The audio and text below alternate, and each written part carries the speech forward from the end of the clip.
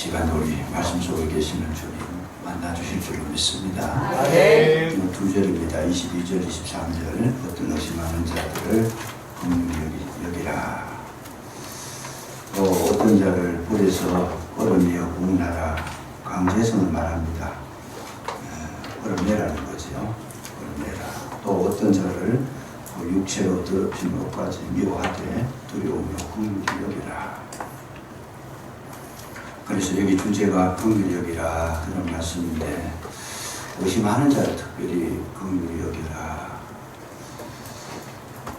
우리가 신앙생활 하는데 가만히 보면 우리가 금지해야 될 것 중에 하나가 속단하는 겁니다. 조급한 겁니다. 무엇이든지 아침에 심어놓고 저녁에 거두려고 하는 이런 생각을 하지 말라. 구원은 굉장히 장시간에 걸쳐서 아주 대작입니다. 이거는 어느 시점에서 딱 끝나는 게 아니고, 한 사람의 구원에 이르기까지는 굉장히 긴 여정이 필요합니다. 그래서 그 긴 여정을 기다려줘야 되고, 함께 해줘야 되고, 참아줘야 되고, 또 이해해줘야 되고, 기도가 필요하고, 이런 모든 과정 속에서 구원을 되는 건데, 한 번 잘못했다고 해가지고 다 끊어버리고 당신은 안 된다. 그건 비질이라는 거지. 그렇게 성경은 말씀하시지 않는다. 왜 그러냐? 이유가 뭐냐? 우리 사람은 연약하기 때문에 단번에 이루어지는 그런 것을 할 수가 없다라는 거죠. 무엇을 하든지 하루아침에 확 그렇게 되어지는 거. 물론 은혜 받아가지고 성령의 충만을 받아가지고 하루아침에 바뀌는 분이 있어요. 근데 그 하루아침에 바뀌었다고 해가지고 완성된 거냐? 아닙니다. 심령은 바뀌었는지 모르지만은 지금까지 살아온 그 과정과 그 패턴, 모든 삶의 균형이 하루아침에 싹 다 돌아서는, 절대로 그렇게 될 수 없습니다. 그 옛날에 살았던 그 잘못된 습관들, 악습관, 잘못된 그런 어떤 사고방식, 모든 것들을 치워버리고 새로운 삶을 살아가는 데는, 거기에는 시간도 필요하고 고통도 필요하고 실패도 필요하고, 거기에는 굉장히 또 본성으로 돌아가는 아주 잘못된 그런 삶을 살 수도 있고. 그러니까 이거는 뭐가 있어야 돼요? 긴 시간 두고 계속 작업해야 될 그런 문제다는 거. 이거를 우리가 성경 속에서 발견할 필요가 있습니다. 그래서 처음 교회 나와가지고 첫날에 예수 믿고 의심도 없고 신앙으로 선다. 물론 그럴 수도 있습니다. 그러나 완성은 아니다 그 말이죠. 그래서 뭘 해야 되느냐? 긍휼히 여기라. 나다나엘이 주님 앞에 오기 전에 빌립의 전도를 받았을 때 나다나엘이 입에서 말하는 질문이 뭔가, 여기 보면 의심을 합니다. 나다나엘이 나사렛에서 어떻게 선한 것이 나올 수 있겠는가. 나다나엘이 처음부터 믿음이 있었던 것도 아니고 의심했지, 의심.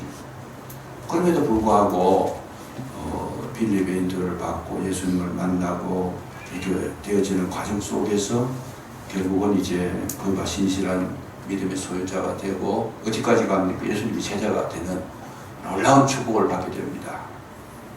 그래서 예수님 제자들도 다 불러보면 처음부터 믿음이 있던 사람은 없었고, 3년을 훈련시켜도 전혀 잘하지를 못했잖아요.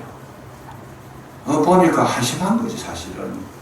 그럼에도 불구하고 저들이 예수님을 따라다니면서 배운 것도 많지만은 예수님을 실망시킨 적도 얼마나 많아요. 특별히 그 수제자들은 베드로는 예수님을 공격하고 또 비난하고 도망가 버리고, 그럼에도 불구하고 우리 주님께서 베드로를 끌어버렸느냐? 아니다는 말이죠. 사람 같으면 지금 가해와 법정에서 재판을 받고 있는데, 저거나 인간적으로 보면 지켜주지는 못할 망정 옆에라도 있어줘야 되죠, 그냥. 그런데 보면 자기가 위험해지니까 도망가 버리고. 그랬을지라도 주님은 어떻게 하느냐? 다시 찾아가시더라고 말이죠. 갈릴리. 요한복음 21장을 보면 갈릴리 호숫가에 찾아가셔가지고 또 질문합니다. 요한의 아들 시몬아, 네가 나를 사랑하느냐? 결국은 주님께서 한 사람 한 사람 세우는 그 과정을 가만히 보면 굉장히 그 우여곡절이 많다는 거예요. 문제도 많이 일으켰고 갈등 관계도 갖고 어떨 때는 뭐 원수 관계도 되고 그래도 절대로 금지해야 될 것이 뭐냐? 막말을 하지 말라고 말이죠. 이제 당신하고는 끝이다. 이런 말은 절대로 하지 마라. 그 말은 우리가 해야 될 말이 아니고 주님이 하실 말이지. 우리는 항상 열어놓고 있으라는 거죠. 언제 돌아와도 좋으니까. 그래서 조지 물러가 기도할 때 친구들 5명을 놓고 기도했는데 4명은 살아있을 때 돌아왔는데 하빙이 아직 안 돌아왔습니다. 그러면서도 밀레는 소망을 잃지 아니하고 그 친구가 돌아오기를 원합니다. 결국은 조지 밀레가 세상 떠나고 난 뒤에 마지막 5째 친구도 돌아오기로 했습니다. 그러니까 밀레는 단정을 안 칠 때는 내가 죽어도 그 친구는 돌아온다는 믿음을 가지고 있었다는 거. 이게 굉장히 중요한 거죠. 그래서 우리 입술에서 항상 뭘 해야 되느냐? 정죄한다는 거, 단정한다는 거, 판단한다는 거, 뭐 속단한다는 거, 이거는 그리스도인들이 해서는 안 됩니다. 아무리 악한 사람이라도 그래도 탈출구는 열어놔야 된다는 거죠. 저 사람은 이제 다시는 보기 싫다. 그렇더라도 끊지는 말고 연결을 시켜놔라. 왜요? 주님은 그런 분들까지도 끝까지 사랑하셔서 구원에 이르게 하시는 줄로 믿으시기 바랍니다. 아멘. 만약의 경우에 다 끊어버리면 살아남을 사람이 한 사람도 없습니다. 좀 잘못했다고 이렇게 밀어붙이고 또 잘못 저리 밀어붙이고 끊어버리고 뭐 그냥 다 잘라버리면 나중에 가면 남는 사람 한 사람도 없어요. 그래서 우리 지상교회는 어떤 교회냐? 여러분 여기는 죄인도 있고 의인도 있고 믿음 있는 사람도 있고 없는 사람도 있고 약한 사람도 있고 강한 사람도 있고 여기는 전부 미양성품이기 때문에 서로 함께 가는 것이 교회인 줄로 믿으시기 바랍니다. 아멘. 굉장히 중요한 것이. 그래서 항상 여기 보면 긍휼히 여겨라. 이 긍휼히 여기는 것은 없는 사람이 있는 사람을 긍휼히 여기라는 말이 아니고 항상 긍휼히 여긴다는 것은 높은 자가 낮은 자를 긍휼히 여기는 거죠. 가진 자가 못 가진 자에게 긍휼히 여기고 아는 자가 모르는 자를 긍휼히 여기는 거죠. 그래 먼저 앞섰다고 해가지고 혼자 교만하게 내가 잘났다 그러지 말고 모르는 사람이 있으면 불쌍히 여기고 가르쳐주라 그 말이죠. 이게 성경적이다. 내가 많이 가졌으면 없는 사람 멸시하지 말고 그 사람들을 긍휼히 여기고 함께 가도록 도와주라. 그랬을 때 그게 완성이 된다는 거죠. 교회 속에서 끌어주고 땡겨주고 밀어주고 이게 있어야 교회죠. 그게. 그랬을 때에 가장 중요한 것은 하나님 보실 때 이 교회라는 단어를 쓸 때 그리스도의 몸이고 또 구약 성경에는 공동체로 말합니다.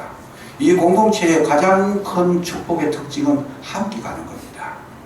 공동체는 무조건 함께 가야 되지 그 중에 한 사람이라도 탈락되어 버리면 그 공동체는 깨진 겁니다. 예수님께서 양이 100마리가 있는데 99마리를 놔두고 한 마리 찾으러 갔다는 이유는 뭐예요?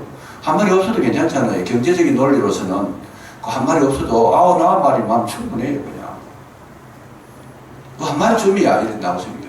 그래서 예수님은 경제적인 논리가 아니고 어떤 논리로 보느냐? 공동체의 논리로 본다는 거죠. 공동체를 그 19코마가 있는데 한 개를 잊어버렸다. 계속 찾는다는 거예요. 아니 9개 남았으면 9개 하면 만족하지 한 개고 뭐 그렇게 열심히 찾을 필요가 있느냐? 아니다. 그 드라카마를 가지고 목걸이를 만드는데 예를 들면 목걸이를 만드는데 한 개가 빠져버리면 목걸이 자체를 못 쓰게 되는 거예요. 그러니까 한 개가 들어가야 돼. 그게 전체 완성이 되는 거다. 그럼 우리 교회 속에서도 뭐냐? 한 사람이 빠져버리면 전체에 문제가 생기는 거죠. 이런 거를 이제 우리가 깊이 생각해 봐야 된다. 전에 한번 말씀드린 기억이 나는데 사람이 몸이 건강하려고 그러면 다 건강해야 되죠. 그 중에 한 가지만 나가도 생명을 무시할 수가 없어요. 어떤 사람은 간이 나쁜 사람도 있고 폐가 나쁜 사람도 있고 대장이 나쁜 사람도 있고 눈이 어두워서 소경된 자도 있고 귀가 뭐 안 들리는 이 전부 다 이게 건강한 육체는 아니잖아요. 전체가 다 완성돼야지 한 사람이 건강하고 몸만 건강해서 되는 게 아니고 마음도 건강해야 온전한 인격체라고 인정을 해줄 수가 있습니다. 근데 뭐 그중에 한 가지라도 의료 참 제대로 안 돼 있으면 그것 때문에 그 생명이 끝나잖아요. 사람이 돌아가실 때 뭐 간도 아프고 폐도 아프고 대장도 아프고 발도 아프고 머리도 아프고 거리가 죽는 사람 그런 사람 잘 없습니다. 한 가지가 안 되면 돌아가시는 거잖아요. 그래서 그 한 가지를 우리가 중요하게 여겨야 됩니다. 소자를 중요하게 여겨야 된다. 이게 성경적인 사상이다. 그 말이죠. 그래서 항상 뭐 해야 되느냐. 여러분 교회 속에서 제일 중요한 거는 긍휼함인데 이게 뭐냐면 여러분 가진 자가 가져야 될 마음의 자세인 줄로 믿으시기 바랍니다. 네. 내가 가졌으니까 이 긍휼함을 가져야 된다. 가졌으니까 교만하지 말라고 말이죠. 내가 있으니까 남을 멸시하지 마라. 항상 그 마음속에 긍휼함을 가져라. 그래서 누가 항상 여유가 있고 누가 손해보느냐. 은혜 받은 자가 손해보는 거죠. 성령 체험을 한 사람은 성령 체험 못한 사람을 불쌍히 여겨야 되죠. 아이고 그 예수 믿는데 평생 믿어도 그 모양밖에 안 됐느냐 그런 이야기 하지 말라고 말이죠. 내가 은혜를 많이 받았으면 은혜 받지 못한 사람을 긍휼히 여겨주고 은혜 받도록 가이드해주고 힘써주고 기도해줘야 된다. 그래서 부부간에도 보면 은혜 있는 사람이 항상 손해봐야 돼요. 그냥 부부간 둘 다 딱 믿음이 좋고 딱 그 비슷하게 그렇게 올라가면 얼마나 좋아요. 그런데 그런 가정이 잘 없어요. 보면 남편이 믿음이 좋으면 아내가 믿음이 좀 떨어지고 아내가 믿음이 좋은데 남편이 형편없고 이러면 이게 지금 균형이 안 맞잖아요. 균형이 안 맞으니까 대화가 안 돼요. 그냥 대화가 안 되고 왜 저러냐 그냥 속상하고 비판하고 판단하는데 그럴 때 방법이 뭐냐 못한다는 것보다 못하는 사람에게 내가 가가지고 내 있는 것을 나누어 주라. 그것이 뭐냐 성격이다 말이죠. 긍휼히 여기시기 바랍니다. 긍휼함만이 생명을 살 수 있다는 거죠. 막 끊어버리고 막 격단 내버리면 살 사람이 없더라. 그런 얘기입니다. 두 번째로 23절에 보면 또 어떤 자를 불에서 끌어내어 구원하라. 강제로라도 끌어내되 어떤 일을 해야 되느냐. 그 육체로 더럽힌 옷까지도 미워하되 두려움으로 긍휼히 여기라. 여기 한 걸음 더 나가서 더 중요한 말씀 하는데 불신자나 뭐 악행을 저지르는 자나 잘못된 길을 가는 사람 강제로 끌어내가 구원을 시키는 데 있어서 저들을 구원해야 되지만은 여기에 그 육체로 더럽힌 옷까지도 미워하되 두려움으로 긍휼히 여기라. 항상 우리 마음 가운데는 뭘 가져야 되느냐? 두려움을 가지고 살아라는 거죠. 두려움을 가지고. 무슨 두려움이나 예를 들어 가지고 악한 사람을 구원하려고 그러는데 악한 사람을 구원하기 위해서는 내가 조심스럽게 다가가지 않으면 그 악한 사람을 구원하기 전에 내가 오히려 끌려간다는 거예요. 쉽게 말하면 더 쉬운 예로 물에 빠진 사람을 구원할 때에 여러분 내가 수영도 못하는 사람이 물에 빠졌다고 허우적거릴 때 물에도 안 들어가본 사람이 쫓아 뛰어 들어가면 어떻게 되겠어요? 둘 다 죽습니다. 그래 항상 우리는 뭘 갖추어야 되느냐? 내 자신을 정비하라 그 말이죠. 내 자신을 구비하라. 두려움으로. 악의 세계가 얼마나 힘이 있고 무서운지 모르고 그냥 뛰들어가면 죽습니다. 거기 들어가면. 그러니까 악인을 구원하라 그러면 악인보다 더 큰 힘을 내가 가져야 돼요. 더러운 사람을 구원하려고 더러운 옷이라 그래요. 행실이 잘못된 거니까. 더러운 사람을 구원하려고 그러면 내가 정결하고 깨끗한 사람이 들어가야 되지. 여기에 자신이 없고 확신이 없는 사람이 들어가 버리면 자기도 더럽혀진다는 거죠.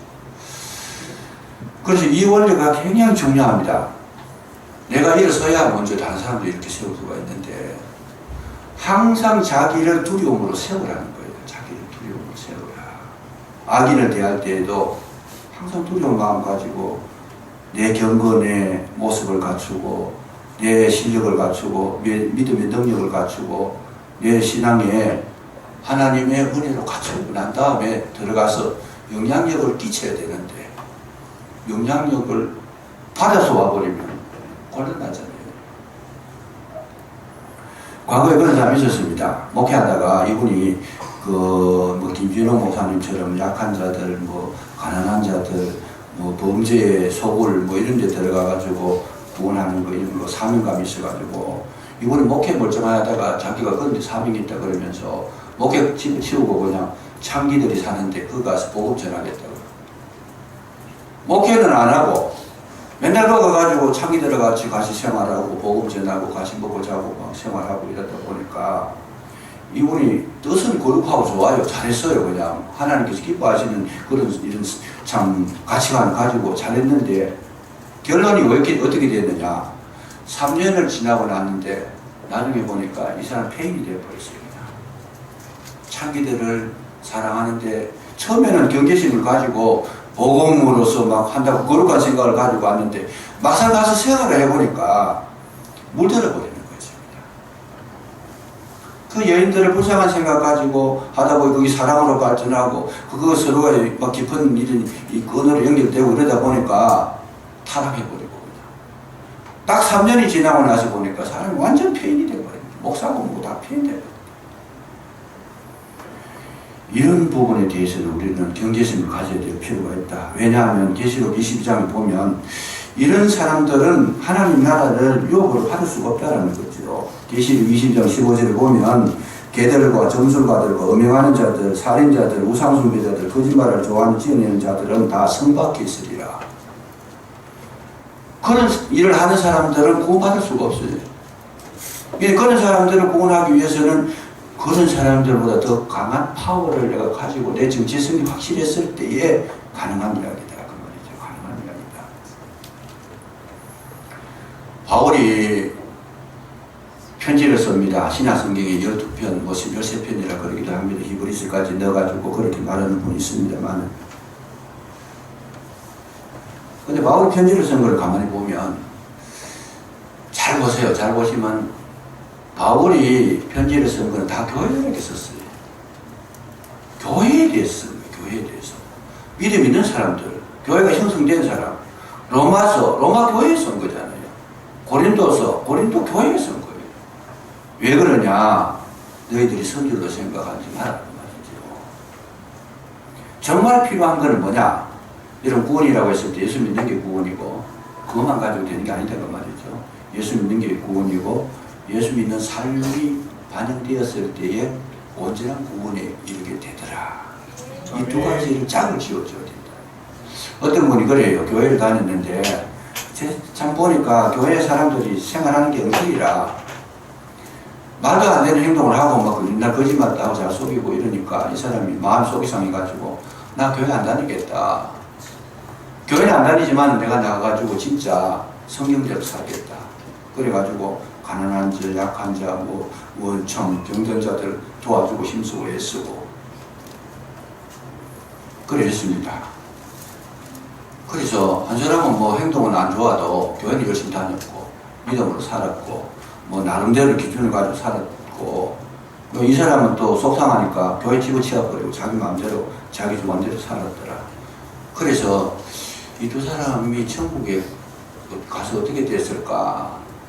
이제 하나의 이제 이야기를 이제 우화적으로 해낸 이야기예요. 천국에 가보니까 둘 다 없더래요. 그 말은 뭐냐? 믿음 생활도 건실하고 삶도 거기에 합당해야 여러분 구원의 완성이 되는 줄로 믿으시기 바랍니다. 아멘. 오른팔이 있으면 왼팔이 있어야 되잖아요. 눈이 있으면 귀도 있어야 되잖아요. 우리는 굉장히 그 사람의 약점이 뭐냐? 기울어지기를 좋아해요. 치우치기를 좋아해요. 한 군데 빠지면 막 거기만 계속 파거든요. 아닙니다. 정말 주님은 늘 우리에게 말씀하시는 것이 뭐냐? 내가 온전한 것 같이 너희도 온전하라. 신앙의 온전한 것은 믿음과 행위가 일치된 것이 온전한 것인 줄로 믿으시기 바랍니다. 그래서 항상 우리는 뭘 해야 되느냐? 내 삶 속에서 영혼의 그 믿음은 내 들어왔는데 그 다음에 이 세상 떠날 때까지 뭘 보충해야 되느냐? 믿음에 따른 내 삶이 거기에 반영되고 내 인격이 형성되고 내가 하나님의 사람으로 인정받는 데에 여러분 날마다 최선을 다해야 될 줄로 믿으시기 바랍니다. 아멘. 그것이 가장 건전한 신앙생활이고 아멘. 하나님이 기뻐하시는 은혜의 삶이라고 하는 것 이걸 성경은 우리에게 정확하게 지금 예시해 주고 있습니다. 그래서 뭘 두려워해야 되느냐? 내가 거기에 빠질 것 두려워해야. 그래서 날마다 우리는 뭐예요? 말씀 읽어야 되고 기도해야 되고 여러분 또 은혜를 받아야 되고 신앙생활에 성실하게 이 교회 생활 성실하게 교회 생활 잘못한다고 해가지고 그래 하려면 교회 나가지 마라 그러면 안 된다는 거죠. 교회 생활을 잘하든 못하든 계속 말씀을 듣고 자기를 경건하게 만들고 훈련시키고 세워주고 자기를 만들어가면서 뭐래요? 악에게 지지 않도록 뭘 해야 돼? 선으로 싸워서 악과 싸워서 선으로 이기라 그러잖아요. 이게 저와 여러분이 해야 될 일이다 그 말이죠. 그래서 나를 세우는데 전심전력해야 된다. 저는 항상 그 생각합니다. 내가 못 살아있는데 다른 사람 살릴 수 있는가? 불가능하잖아요. 이 굉장히 초보적인 인원임에도 불구하고 많은 사람이 이 함정에 빠져요. 자기 마음은 막 그렇게 해가지고 대단하게 막 위대해가지고 자기 수준은 안 되면서 막 떡만 엄청나게 높아가지고 그거는요 자기도 안 되고 그도 안 돼요. 하기 전에 뭘 해야 돼요? 실력자가 돼야 된다. 능력자가 돼야 되고 알곡이 돼야 되고 갖추어진 자가 돼야 되고 남한테 진리를 가르치려고 그러면 자기가 진리를 알아야 되잖아요. 남을 먹이려고 그러면 내가 배가 불러야 되지. 남을 살리려고 그러면 내가 먼저 살아야 돼. 저는 항상 성경을 읽어보니까 이게 굉장히 중요한 내용이더라고요. 우리가 실수하는 게 뭐냐면 마음은 높아가지고 생각만 거룩해가지고 다른 사람만 판단이 나고 저러면 된다 안 된다 그러면 하는 보면 자기는 별거 없어요. 아무것도 못해. 아무것도 채워진 것도 없는 사람이 뜻만 높아가지고 생각만 높아가지고 막 고고해가지고 막 다른 사람 저러면 된다 안 된다 판단하고 저러면 정지하고 그러니 그거는요 우리가 죽는 거죠. 항상 우리는 뭘 봐야 되는가? 교회 생활 하실 때 두려운 생각을 가져야 됩니다. 뭐에? 내가 은혜가 떨어질까 두려워하고 내 은행이 정말 제대로 갖춰지지 못할까 두려워하고 내가 교만해질까 두려워하고 내가 정말 말씀에서 멀어질까 두려워하고 항상 자기를 경건하게 만들어 나가는 것이 1번이라는 거지. 아멘. 그리고 1번 하고 난 다음에 그걸로 맞춰서 안 되고 그것이 이제 나가는 거죠. 가서 빠진 사람을 건져내고 정말 넘어진 자를 이렇게 세우고 없는 자를 있게 하고 모르는 자를 가르쳐주고 그래서 결국은 하나님 나라를 함께 가도록 만드는 그 자가 가장 건강한 자요 복된 자요 정말 하나님 기뻐하시는 자라는 것. 이 사실을 이 유다서가요 굉장히 중요한 책입니다. 짧은데 핵심을 이야기하고 있어요. 많은 사람 여기에 왜요? 자기가 똑똑하다 그러면서 다 넘어졌잖아요. 지금 그 얘기하고 있어요. 자기는 잘났다 그러면서 자기는 하나님의 선지자라 그러면서 발람도 넘어가고 가인도 넘어가고 다 넘어갔다. 여기 보니까 이게 지금 그 얘기 그런 이야기 하잖아요. 똑똑한 줄 알고 그냥 고라의 폐역 굉장히 잘났다고 자기가 모세를 대적해가지고 막 당신 그러면 되냐 그러면서 다하게 들었는데 그러다가 결국은 고라 자손들까지 다 멸망당해버렸죠. 물론 살아남은 자가 있긴 하지만 그러면 안 된다는 거죠. 그래서 항상 우리는 그 선줄로 생각하거든요. 넘어질까 조심해라. 알거들랑 그 아는 것이 진짜 아는 것인 줄로 확인해야 됩니다. 그래서 베레아 성도들은 데살로니가 성도들보다 더 신사적이어서 이 말씀을 묵상했다는 거죠. 왜요? 정말 저 말씀을 딱 들었으면 말씀이 옳고 그른가를 분별하고 그 말씀대로 내가 그렇게 성숙되어져 있는가, 익어져 가고 있는가, 알곡이 되어져 있는가, 내가 그 말씀을 정말 내 생명의 줄로 잡고 있는가, 믿음의 반석으로 삼고 있는가, 이거를 스스로가 만들어 가야 된다고 말이죠. 이런 작업도 안 하고 막 말로 뭐 조급하게 막 그렇게 판단하고 정리해버리면 그분은 아직까지 일꾼으로 시험을 받지도 못할 뿐만 아니라 결국은 무너지더라고요. 남을 무너뜨리는 그 마음은 결국은 자기가 무너뜨려요. 자기가 빼앗기는 거죠. 그래서 우리는 항상 뭘 해야 되는가 주의해야 되고 일부 예배 때 제가 말씀드렸습니다만은 뱀하고는 대화를 하지 말라고. 여러분 자기가 굉장히 똑똑하다고 마구 그냥 내돌리면 결국은요 하와가 뱀을 이긴 게 아니고 뱀이 하와를 이겼어요. 대화하지 않는 게 제일 지혜롭다는 거지. 들릴라를 조심해라. 삼손이 아무리 하나님 은혜를 입어가지고 가장 강한 힘을 소유했다 하더라도 들릴라를 만나면 안 되잖아요. 만나가지고 다 빼앗겼습니다. 생명까지 다 빼앗겼어요. 발람을 가까이 하지 말고 가능하면 바세바를 보지 말라고 말했어요.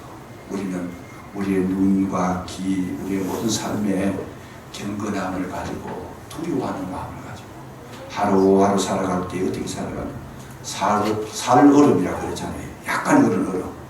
저는 어렸을 적에 이 선배를 좋아해가지고 경험을 많이 했습니다.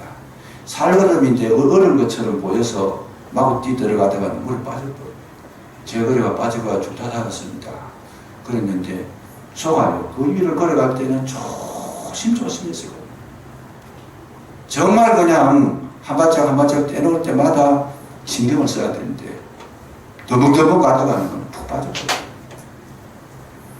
그래서 성경은 오늘도 우리에게 말씀합니다. 항상 이 두려워하는 마음으로, 경건하는 마음으로, 자기를 살피는 마음으로 조심조심 한 걸음 두 걸음 나아가면서 여기에 속에 들어있는 이 내공이 다른 사람에게 전달이 되고 영향력을 끼치고 정말 생명을 살리는 저와 여러분 되시기를 주 이름으로 축복합니다. 기도하겠습니다. 은혜로우신 아버지 하나님 감사합니다.